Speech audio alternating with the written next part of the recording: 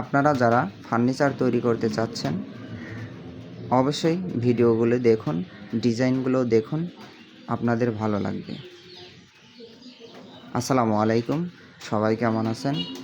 মিলন ফার্নিচারের পক্ষ থেকে জানাচ্ছি আন্তরিক শুভেচ্ছা এবং অভিনন্দন। আমাদের এখানে অর্ডার অনুযায়ী কাঠের ফার্নিচার তৈরি করা হয়। আপনারা যে কোনো ধরনের কাঠের ফার্নিচার আমাদের কাছ থেকে তৈরি করে নিতে পারেন। আমাদের যোগাযোগের ঠিকানা পাবনা শহর থেকে 3 থেকে 4 কিলোমিটার ভিতরে শিলাইদহ ঘাটের দিকে।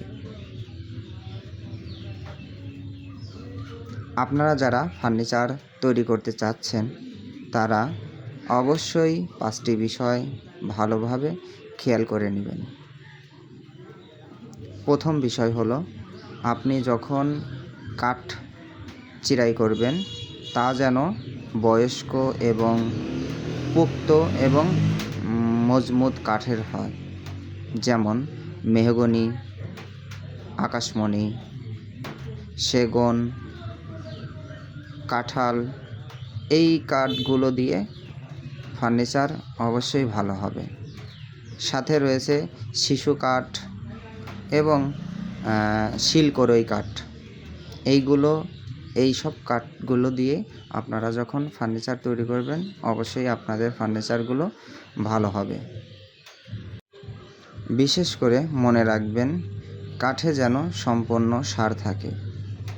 একটি ফার্নিচার যখন আপনারা সার এবং পল মিক্সার ফার্নিচার তৈরি করেন তখন সেই ফার্নিচারটি পল অংশগুলো ঘুণ পোকা লেগে যায় অথবা টাটা পোকা লেগে যায়, যেগুলো কাঠখেকো পোকা। আপনারা চেষ্টা করবেন অবশ্যই যেন কাঠ সম্পূর্ণই সার হয়।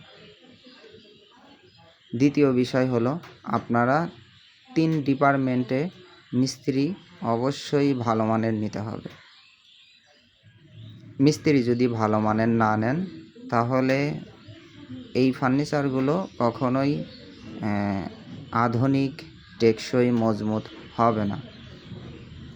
কারণ মিস্ত্রিরা যদি ভালো কাজ না করে তাহলে সেই ফার্নিচার দেখতে কখনোই সুন্দর হবে না। ফার্নিচার তৈরি করার ক্ষেত্রে মিস্ত্রিকে অবশ্যই ভালোভাবে বুঝিয়ে বলতে হবে, আমাদের ফার্নিচারটা যেন যত সময়ই লাগুক না কেন যাতে অবশ্যই ভালো হয়, সেই রকমভাবে কাজ করবেন। তবেই আপনার ফার্নিচারটা ভালো হওয়ার সম্ভাবনা থাকে।